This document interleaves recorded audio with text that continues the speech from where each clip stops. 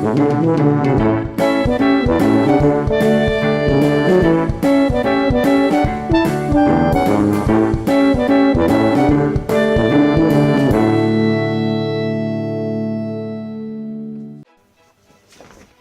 à tous, j'espère que vous allez bien. Je vous souhaite la bienvenue dans cette nouvelle vidéo qui sera un top 5 livresque puisque je vais vous présenter les 5 principaux livres qui m'ont donné le goût de la lecture.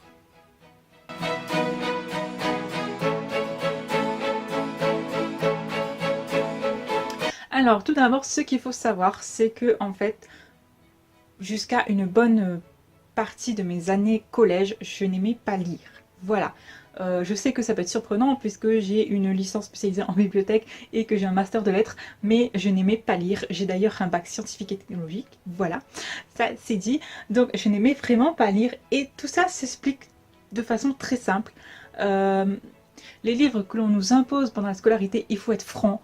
Quand on est enfant ou adolescent, c'est clairement pas ce qui est susceptible de nous plaire. C'est des livres déjà qui sont imposés. Rien que le fait qu'ils sont imposés, moi déjà c'est mort. Mais en plus que ça, c'était pas du tout le genre de sujet qui m'intéressait, c'était pas du tout le genre qui me plaisait. Voilà, donc en gros, je n'aimais pas lire et les lectures qu'on m'imposait pendant ma scolarité, ça ne faisait que me conforter dans le fait que je n'aimais pas lire. Voilà. Du coup, la question, c'est comment j'en suis arrivée à me découvrir une passion pour la lecture, hein, puisque je n'aimais pas ça. Et bien, en fait, vers la fin de mes années collège, peut-être le début lycée, je ne sais plus exactement la période, mais je crois bien que c'était à la fin du collège, il y avait un véritable engouement pour une collection qui s'appelait Toi plus moi égale cœur. Et c'était des livres qui étaient très à la mode, qu'on en trouvait souvent. C'était pendant la même période un peu des livres qui parlaient de chevaux, je sais plus le nom, moi j'en ai jamais lu de ceux-là, parce que clairement ça m'intéressait pas, et c'est pas avec ça que j'aurais développé une passion pour la lecture, c'était vraiment pas mon truc. Mais c'était pendant la même période, et il se trouve que j'ai les meilleurs parents du monde, puisque après être partie 7 ans en métropole, je suis revenue et ils ont toujours mon exemplaire. Voilà, le seul et unique exemplaire que j'ai de cette collection. D'ailleurs, moi, il n'y a pas écrit égal cœur. Donc voilà, et d'ailleurs, je me rends compte que je protégeais même mes romans. J'étais destinée à faire des études de bibliothécaire apparemment. Voilà. Donc ces romans-là, c'était des romans voilà, destinés aux adolescents et aux très jeunes adolescents. Puisque ça se passe dans les années collège, lycée, je crois que celui-là il se passe vraiment au collège, et en fait c'est l'histoire, c'est des petites amourettes d'ados quoi en fait, et derrière ça il y a aussi un fil conducteur de ce qui peut se passer dans la vie d'un adolescent. Là particulièrement c'était elle vivait le divorce de ses parents et le fait que sa mère voulait refaire sa vie avec un autre homme, voilà. Donc c'était des petites histoires comme ça, c'était des histoires écrites vraiment assez gros, voilà. Et mine de rien, quand on n'aime pas lire, c'est très important. Parce que quand on n'aime pas lire et qu'on a des livres écrits tout petits, c'est décourageant d'entrer. Donc voilà, c'était des livres écrits assez gros, c'était des histoires assez mignonnes, c'était vraiment très facile à lire. Et voilà, j'ai commencé à lire ça, et il s'avérait que j'aimais beaucoup en fait. Voilà, j'avais enfin trouvé des livres qui ne me faisaient pas l'effet je lis un chapitre et ensuite je fais comme si je l'ai lu. Voilà, en fait c'était un peu ça. Voilà, je le dis, je suis pas fière, mais il m'arrivait de sauter plein de chapitres dans les livres qu'on m'imposait au collège et j'en faisais un résumé comme ça, c'était un peu bancal, mais bon, je m'en suis toujours sortie et je suis pas forcément fière, mais voilà, je n'aimais vraiment pas lire avant, hein, c'est voilà. Donc voilà, en 5e position, donc c'est les livres de la collection Toi plus moi égale amour, parce que c'était des livres vraiment qui étaient faciles à lire et qui qui parlaient à une adolescente quoi, très clairement, il n'y a pas à chercher plus loin, voilà. Ensuite, plus tard, beaucoup plus tard, là j'ai lu cela, j'étais pas encore non plus fan de lecture, mais je savais qu'il y avait des livres qui étaient susceptibles de me plaire et je pouvais en lire un de temps en temps, voilà. Donc suite à ça, j'ai découvert d'autres livres que je vais vous présenter. Sachez que ce n'est pas par ordre chronologique, c'est par ordre vraiment d'impact en fait, que ces livres-là ont eu sur moi. D'impact sur ma passion pour la lecture. Donc en 4e position, Oui, je le mets. Vous avez trouvé ça bizarre que je le mette que en quatrième position, puisque c'est un livre qui est, je pense, encore aujourd'hui, l'un de mes livres préférés. Donc c'était Toi plus moi à jamais de d'Anne Brachard, qui est l'auteur de Quatre filles et un jean. Quatre filles et un jean, je crois qu'il était paru aussi dans ces années-là, dans mes années collège-lycée. Si jamais vous entendez un bruit de fond, c'est la télé de mes parents, désolée, je n'y peux rien. Donc, ce roman, c'est l'histoire de Riley, Alice et Paul. Donc, Riley et Alice sont sœurs et Paul, c'est leur ami d'enfance. Donc, quand ils étaient enfants, ils se retrouvaient tous les étés dans la maison de vacances de leurs parents respectifs. Riley et Paul, je crois qu'ils avaient le même âge, et Alice, ben, c'était un peu la petite sœur qui les suivait dans toutes leurs aventures. Et en grandissant, ils se sont perdus de vue, ils ne se sont plus retrouvés pour les étés. Et l'histoire commence des années plus tard. Alice a 20 ans. Enfin, je crois que c'est elle qui a 20 ans, je sais plus, c'est un peu vague, ça fait longtemps que je l'ai lu. Mais dans le résumé, ils disent qu'ils ont 20 ans, je pense que c'est Alice qui a 20 ans.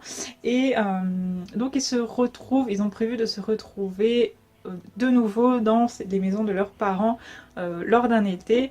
Et bah, ils vont se rendre compte qu'ils ne sont plus les enfants qu'ils étaient autrefois. Et Paul va se rendre compte qu'Alice n'est plus la petite fille qu'il a connue, qu'elle est devenue une jeune femme. Et Paul et Alice vont se rapprocher, sauf que il va y avoir un drame, et je ne vous en dis pas plus parce que sinon je vous spoilerai. Mais en tout cas, ce roman était l'un de mes romans préférés, et je pense qu'encore aujourd'hui c'est le cas. Ça fait longtemps que je ne l'ai pas lu, et je pense d'ailleurs le relire. Je pense le relire très prochainement, mais je suis sûre que si je le relis, je vais toujours l'adorer.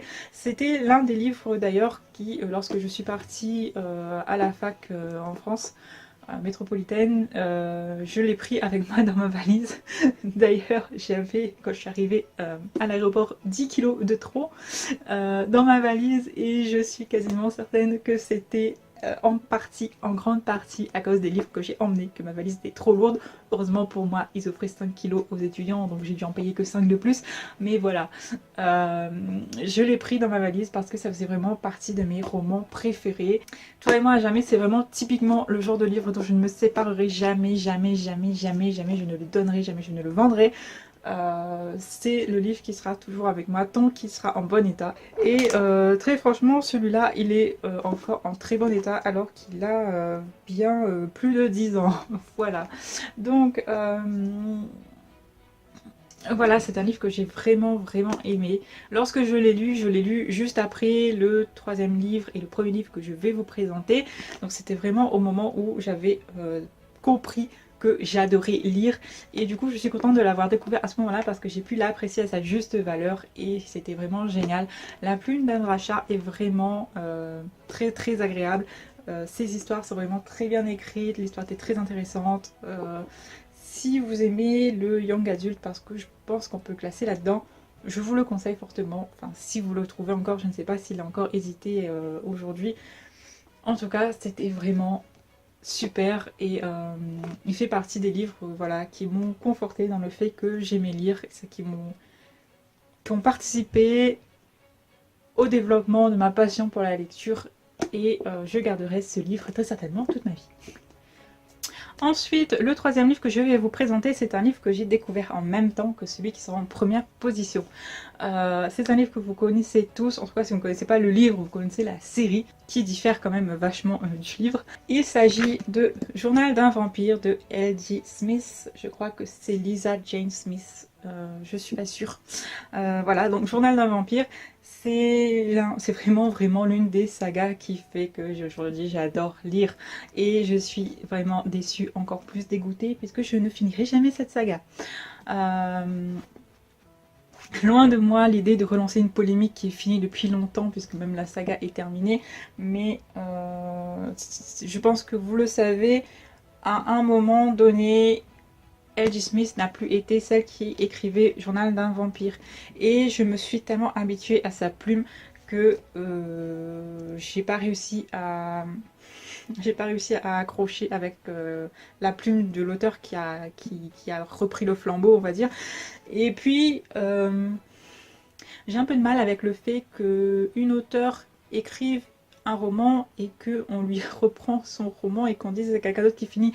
J'ai eu vent que c'est parce qu'en fait, l'histoire appartenait à la maison d'édition et que c'est la maison d'édition qui a dit à l'auteur de la développer et que c'est pour ça qu'ils ont pu changer d'auteur. Je ne suis pas sûre de moi, c'est vraiment, j'ai vu ça vite fait sur internet, mais moi, pour moi, cette histoire, elle appartient à J. Smith et il n'y avait pas à la donner à quelqu'un d'autre. Et du coup, rien que par soutien et fidélité à l'auteur, je me refusais de le lire. Et de toute façon, très clairement, l'une de mes sœurs a poursuivi et elle m'a dit non, c'est pas du tout le même style et elle-même elle n'y arrivait pas et elle a abandonné. Voilà. Donc, quoi qu'il en soit, la partie écrite par L.J. Smith, c'était vraiment l'un des livres qui m'a vraiment donné le goût de la lecture. C'était vraiment... J'ai vraiment adoré cette saga, voilà, et même si c'était pas tout à fait pareil dans la série, quand j'ai vu que c'était adapté en série, j'étais tellement contente, franchement. D'ailleurs, c'est une série que je dois terminer parce qu'il me reste quelques épisodes, j'ai pas fini. Pour ceux qui ne savent pas, donc c'est la série, c'est The Vampire Diaries, hein. Voilà, c'est l'histoire d'Elena Gilbert qui est une jeune lycéenne qui a perdu ses parents dans un accident de voiture et un jour va arriver dans son lycée un nouvel élève qui s'appelle Stephen Salvatore ou Salvatore, je sais pas trop, moi je préfère dire Salvatore. Et avec lui va arriver aussi son frère Damon et il y a un conflit entre Stephen et Damon et elle va se retrouver vite au milieu, on va vite se retrouver avec un triangle amoureux et il se trouve que Stephen et Damon sont des vampires. Voilà. Je me rends compte que mon résumé tout pourri ne rend absolument pas honneur à cette saga. Voilà, voilà.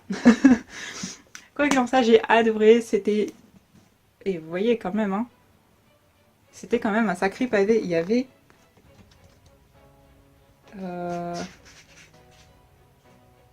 Il y avait 647 pages rien que dans le tome 1, vous voyez. Donc pour quelqu'un qui n'aimait pas lire, à ce moment-là, je pense que vraiment... Ça y est, ça commençait à venir, hein, la passion par la lecture, parce que sinon j'aurais pas acheté un livre aussi épais et j'aurais pas acheté une suite, enfin je l'aurais pas dévoré comme je l'ai dévoré, franchement. Si vous n'avez pas lu la série, la saga littéraire et que vous avez vu que la série télé, je vous conseille de le lire parce que, enfin, je sais pas si je dois vous le conseiller puisqu'à un moment c'est L.J. Smith qui l'écrit, voilà, mais en tout cas les premiers tomes ils étaient géniaux et c'est grâce à ce livre-là que je me suis rendu compte que mes livres préférés, c'était les livres fantastiques qui parlaient de vampires, voilà, et de loups-garous, etc. Voilà, donc mon plus grand regret, ce ne sera de jamais terminer cette saga, puisqu'ils ont changé l'auteur, et que son style, rien que dans le résumé, j'avais senti qu'il ne me plairait pas, et que ça ne me plaît pas, le fait qu'ils aient changé l'auteur. Voilà. Donc pour le replacer, ce livre-là, donc c'était en même temps que le premier dont je vous parlerai en dernier, et c'était au lycée, je pense. Je pense vraiment que c'était au lycée. Ensuite, vous allez être très surpris que je vous présente ce livre-là qu'en seconde position, mais avec du recul. J'ai beaucoup hésité à le mettre en première position, mais voilà, quand j'ai vraiment... Avec du recul, j'ai vraiment fouillé dans ma mémoire et je me rends compte que non. Même si, pour moi, c'est la saga, la meilleure saga de tous les temps. Voilà. Il n'y a rien à dire là-dessus. Ce n'est pas la saga qui m'a donné l'amour de la lecture. Voilà, ce n'est pas lui qui m'a fait ça. Je vais arrêter le suspense maintenant. Il s'agit d'Harry Potter. Oui, vous pouvez me huer. Ça s'explique parce que Harry Potter, j'étais encore à l'école primaire. À l'école primaire, je n'aimais pas lire. Je vous l'ai déjà dit, je me répète. Et ce n'est pas un livre que j'ai eu, qu'on nous a obligés à lire. Mais je me souviens très clairement, vraiment, d'avoir le livre. Il était tout petit, c'était un tout petit format, tout fin comme ça. Je me souviens très clairement avoir le livre dans les mains, lire le résumé derrière et le reposer dans la bibliothèque de classe. je n'ai pas essayé de le lire. Voilà, honte sur moi, j'ai vraiment découvert Harry Potter après avoir lu le premier film en fait. Ça m'a fait la même chose pour Twilight, qui n'est pas du tout dans ce top 5. En fait, Twilight, j'étais au lycée. J'étais en première, je crois. Et pendant je ne sais combien de temps, j'ai vu le livre, les quatre, je sais pas si les quatre étaient sortis, peut-être les deux premiers livres dans le CDI en fait. Et en fait, la couverture. Moi, je marche beaucoup avec la couverture. Je sais qu'il faut pas. L'habit ne fait pas le moine et la couverture ne fait pas le roman, mais je marche beaucoup avec la couverture. Et en fait, c'était les couvertures. Il y en avait une où il y avait un pion d'échiquier et l'autre c'était celui où il y a la main qui tient la pomme comme ça. Et moi, je sais pas pourquoi, ça me faisait penser à un policier. Et quand j'ai lu le résumé derrière, bah, rien ne me laissait présager que ça parlait de vampires. Donc à chaque fois, j'ai dû avoir Toilette dans les mains au moins une bonne dizaine, une vingtaine de fois, et je l'ai reposé à chaque fois. Et en fait, cette année-là, le film est sorti. J'ai vu le film, j'ai adoré le film. Et un jour, dans le bus, il y avait une des filles qui avait le livre dans les mains, et je lui ai demandé ben, qu'est-ce que c'était en fait, vu que je l'ai lu plusieurs fois et que j'ai jamais franchi le pas. Et là, quand elle m'a dit que c'était le livre de Twilight, mais je me suis dit quoi? Et en fait, je me suis sentie bête parce que je l'avais eu je ne sais combien de fois dans les mains et je ne l'avais jamais lu. Et c'est le film qui m'a permis de découvrir les livres en fait. Et bien Harry Potter, c'était pareil. J'ai lu les livres à partir du moment où j'ai vu le premier film. Et j'ai honte parce que ben voilà, c'est Harry Potter quoi. Personne ne peut ne pas aimer Harry Potter. Et qui est aujourd'hui ma saga préférée de tous les temps. Mais voilà, ce n'est pas le livre qui m'a fait aimer la lecture, tout simplement parce que je ne lui avais pas donné sa chance à ce moment-là. J'étais au primaire, je n'aimais pas lire, j'ai pris le livre, je l'ai posé et je ne l'ai pas lu. Voilà, et j'ai honte, tout simplement. Voilà. Donc je ne vous présente plus Harry Potter, c'est bon, tout le monde sait qui est Harry Potter et quelle est l'histoire d'Harry Potter. Nous arrivons donc à la fin de ce top 5, nous arrivons à la première position et vous allez découvrir quelle est la saga qui m'a véritablement fait aimer la lecture, la saga qui a développé chez moi un véritable engouement pour la lecture, qui m'a vraiment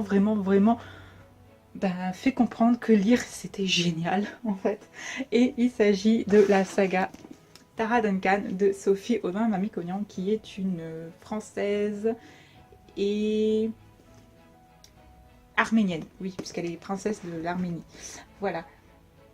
Donc Tara Duncan, c'est un peu... Beaucoup de gens comparent à Harry Potter, et moi-même, quand j'ai commencé, j'ai comparé à Harry Potter, même si ça reste très différent. C'est l'histoire donc de Tara, qui est une jeune fille qui habite chez sa grand-mère, puisque ses parents sont morts. Et en fait, elle cache à sa grand-mère un secret, elle a des pouvoirs. Et seuls ses meilleurs amis, Fabrice et Betty, je crois, il n'y a pas son nom dans le résumé, je crois que c'est Betty, qui sont au courant. Et voilà, donc elle cache ça à sa grand-mère. Et je me rends compte que ce résumé qui est derrière est très spoilant. Voilà. Donc je sais pas comment vous le présenter autrement, ça va être très... Je vais vous spoiler aussi.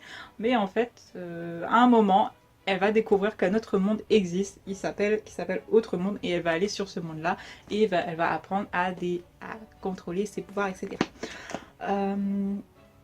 Donc ce livre-là, c'est vraiment... Enfin, cette saga, je ne l'ai pas finie celle-là non plus, et c'est l'une des sagas que je dois terminer. L'histoire de cette saga, en fait, c'est que c'est ma sœur aînée qui les avait achetés. Elle avait acheté les 3 premiers quand elle était abonnée à France Loisirs, voilà. Et elle me les a fait découvrir, j'ai lu ses livres et j'ai trouvé que c'était vraiment trop bien, c'était vraiment génial, j'ai adoré, j'ai vraiment accroché. Dès qu'elle avait le livre, j'avais qu'une hâte, c'était qu'elle ait fini pour que je puisse le lire à mon tour.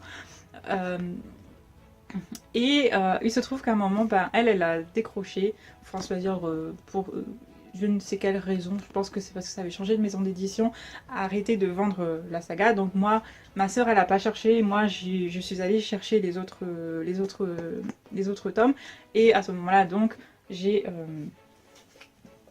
découvert sur les étalages, donc, Journal d'un vampire en même temps.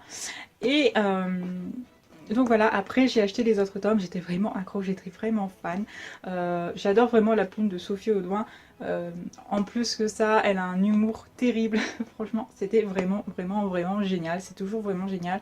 Euh, C'était l'une des autrices que voilà, je rêvais de rencontrer. Et quand je suis allée à Toulouse faire mes études, et bien j'étais super contente parce qu'elle est venue une fois à Toulouse et j'ai pu la rencontrer et j'étais vraiment contente. C'est l'un des souvenirs que je garde de Toulouse, c'est la rencontre avec Sophie Audouin-Micognan. C'est la seule auteure que j'ai rencontrée de ma vie, je crois. Voilà. Donc j'étais vraiment super heureuse et voilà. Et à cette séance de dédicace, eh ben, il y avait des jeunes, des moins jeunes, il y avait des mères de famille. Vraiment, cette saga, c'est comme Harry Potter en fait. Il n'y a pas d'âge pour le lire et, euh, et c'est génial, tout simplement. C'était la première fois que j'attendais les nouveaux tomes avec impatience. C'était la première fois que j'enchaînais des tomes déjà sortis avec autant d'ardeur. Franchement, c'est vraiment la saga qui m'a fait aimer la lecture, tout simplement. D'ailleurs, je vous avais déjà mis un des tomes ici. Voilà, ici. Oups. Ici, et donc en fait, vous saviez déjà c'était lequel, celui du tome 1, tout simplement. Euh, C'est une saga que je n'ai pas terminée là non plus, comme je vous l'ai dit, tout simplement parce qu'après je suis entrée à la fac, j'avais beaucoup moins de temps pour mes lectures personnelles. Donc ça fera partie d'une de mes résolutions pour cette année, de reprendre cette saga et d'autres, mais ça ce sera dans une autre vidéo, et les terminer. Enfin, je veux savoir en fait la fin de Tara Duncan, en sachant que je crois qu'il y a une autre suite qui s'appelle Cal et Tara ou un truc comme ça. Mais là, moi, je veux finir au moins Tara Duncan parce que c'est vraiment une saga géniale. C'est un univers tellement riche, l'auteur avait tellement d'inspiration qu'à un moment, tout ce qu'elle a créé, il y avait un lexique à la fin. Mais moi, des fois, enfin, celui-là, il n'y est pas encore. Mais à un moment, moi, je devais me rendre sur les lexiques parce que j'avoue que je retiens pas forcément tous les détails. Et quand je suis allée à la séance de dédicace, que j'ai vu qu'il y avait des lectrices qui connaissaient tout par cœur, mais je me disais, mais comment elles font? Franchement, moi, je n'y arrive pas. Voilà, j'adore le livre, j'adore lire, mais je retiens pas forcément quand il y a trop de trucs, un univers trop riche, je retiens pas forcément tout. Mais voilà, j'ai adoré. J'ai une réelle admiration pour les auteurs qui ont autant d'imagination. Parce que même si moi j'écris, j'aurais jamais assez d'imagination pour inventer une carte, inventer un univers entier en fait. Tous les livres où j'ai des idées se passent toujours dans le monde réel. Parce que j'ai pas assez d'imagination pour inventer un monde entier en fait. En tout cas, pas encore. Si un jour ça arrive, je serais vraiment ce sera l'accomplissement de ma vie d'auteur en fait. Voilà. Donc voilà, Tara Duncan, un ensemble d'univers riches, d'une écriture fluide, très agréable, un humour voilà, phénoménal. Il y avait tout en fait dans ce livre pour faire que je découvre la lecture sous un nouveau jour et que pour moi la lecture ça devienne autre chose que lire